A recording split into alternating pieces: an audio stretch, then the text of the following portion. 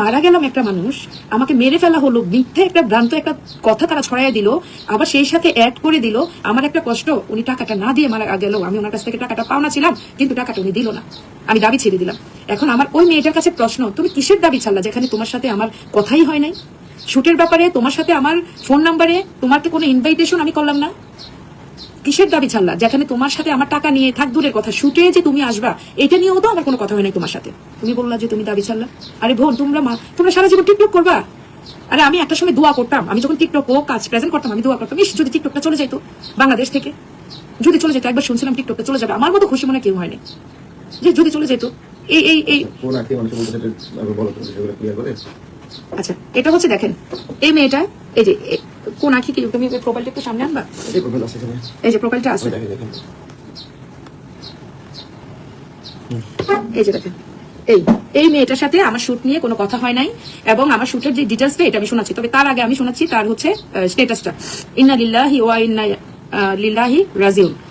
বিন্দিয়া সাজঘর আপুটা মারা গিয়েছে, দোয়া করি ওনার জন্য। তবে আপুর একটা জিনিস, সে খুব কষ্ট পেয়েছিলাম, আমি আমার আর রানিয়ার আম্মুকে ব্রাইডাল শুট করাইয়া আমাদের কাজের টাকা পেমেন্ট করে নাই, এই ব্যাপারটা নিয়ে কষ্ট ছিল।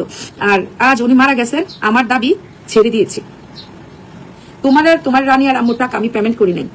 আচ্ছা, এবার আসি শুটের কথায়।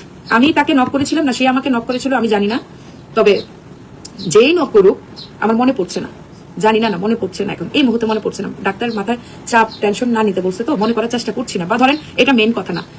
যখন আমি তার সাথে কথা বলি, রানিয়ার আম্মুর সাথে, যখন ওর নাম্বার ও হোয়াটসঅ্যাপে, আমি যখন তার সাথে কথা বলি যে এই আখি তুমি কি ফ্রি আছো, কালকে আসবা, আমার একটা মানে আসলে একটা শুট করাবো। তবে খুব একটা ইন্টেনশনালি শুটের প্রোগ্রাম ছিল এরকম না, মানে আমার বাসা কল্যাণপুর থেকে তাদের মানে কল্যাণপুরে আর কি, ঢাকাতে। বলো হ্যাঁ হ্যাঁ আপু আসবো, কি বলবো আসবো না, তুমি বলছো আমি অবশ্যই আসবো। এত মানে আমি আবার কিন্তু এটা শিওর করছি যে আমি কাউকে পেমেন্ট করি না, কিন্তু তোমার কি কেমনে কি আসবা, কি আসো বিষয় আমি বললেই অনেকে চলে আসে। তবে পেমেন্ট করি না বলতে এটা না, মানে এটা বলতে চাচ্ছিলাম যে তুমি কিভাবে আসবা, কি করবা, হ্যান তেন। আর আমি তো শুট ছাড়ছি আজ থেকে আরো 2 বছর আগে, মানে 2 বছর আগে, তখন তো আমি কাউকে ডাকছি, এটা হয় নাই। সে আমাকে ডেকে আপু একটা শুট করা না, একটা শুট করা না, একটা শুট করা না, একটা শুটেও তো খরচ আছে, তখন তাদেরকে দিয়ে একটা শুট করাইছি, শুট বলতে কি ওই সময় আমার তো এমন না যে ছবি ভিডিও অনেক কিছুর ব্যাপার স্যাপারে, আমি খুব প্রফেশনাল ভাবে শুট করাইছি, আসছে সাজাইছি, যেটাই হোক। আচ্ছা, সে কথা বাড়াই না, পেমেন্টের বিষয়টাতে হচ্ছে ইন্টারেস্টেড, মানে ও কিভাবে কি, সরি আমি কথা বলে যাচ্ছি, আবার রিপিট করছি। ওর সাথে আমার টাকা নিয়ে কথা হয়নি, এক কথায় কোনো টাকা নিয়ে কথা হয়নি। সে এতটাই এক্সাইটেড ছিল, তো আমি বললাম এই তোর কাছে কি কেউ আছে, থাকলে নিয়ে আসিস, আমার কাছে 2টা স্পন্সর লেহেঙ্গা আছে, হ্যাঁ পাঠাইছিল, এগুলা দিয়ে ভাবছি একটা সাজ করে ফেলবো। পরে বলো আপু আমার সাথে তো তেমন কারো পরিচিত নাই, তবে আখি মেয়েটা আছে। কোন আখি? ওই যে সতীন আছে, এখন মেবি ডিভোর্স হয়ে গেছে, ওই আখি, মানে যে পোস্টটা করছে ওই আখি। বললাম আচ্ছা ঠিক আছে, তাহলে আইসো, নিয়ে এসো, সমস্যা নেই। তো তারা সকালবেলা পার্লারে আসছি, আসার পরে দেখি ওই আখি চলে আসছে পার্লারে, মানে ওই আখি আসছে পার্লারে, সকালবেলা পার্লারে যাওয়ার পরে ওই আখি আসছে। তো আসার পরে মেয়েদেরকে আমি বললাম ভালো আছো, বলো হ্যাঁ আপু ভালো, নাস্তা আনাই দিছি। তারপর হচ্ছে নাস্তা মানে ভালো আছো, ভালো। পরে দিয়ে আসার পরে ওরা ভিডিও করা শুরু করছে, মানে ওই মেয়েটা তার বোনকে নিয়ে আসছে।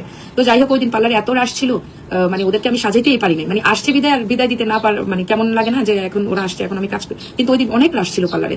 আমি শ্যাম্পু বেড ছিল ওইটার উপরে ওদেরকে সাজাইয়া তারপর আমি এই মানে শুটটা করি। আচ্ছা যাই হোক, মানে এত রাশের মধ্যে তো সাজার পরে এর মধ্যে ওর মাও আসছে, ওই আখির মাও আসছে। তো যাক, সাজটাজ কমপ্লিট রাত্রে। এবার ওরা বলতেছে আপু আমি ঘুরতে পছন্দ করি, চলো নাইলে বাইরে যাই খাওয়া দাওয়া করে আসি। তারপর এই খাওয়া দাওয়া করতে যাওয়া, ওইখানে গেছি, খাওয়া দাওয়া যা চাইছে মন চাইছে, মানে 2-3 হাজার টাকার মতো বিল আসছে, মানে এক এক জায়গায় মানে যা ইচ্ছা, মানে একদম রুটি, হাঁসের মাংস, তারপর ফুচকা, মানে যা যতজন ছিল সবাইকে আমি বিল টিল দিলাম। দেওয়ার পরে লাস্টে এই রিক্সাতে উঠবে তারা গাড়ি ভাড়া, ওই আখি যে আখি পোস্ট করছে, আমি রিক্সা ডেকে দিলাম, রিক্সাওয়ালাকে গাড়ি ভাড়াটা দিতে চাইছে, না আপু লাগবে না, কি বলো, না আপু দিও না রিক্সা ভাড়াটাও দিও না।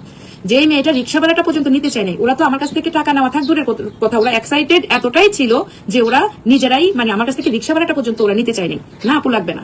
সেই জায়গায় তুমি পাওনাটা কিভাবে থাকো বলো তো?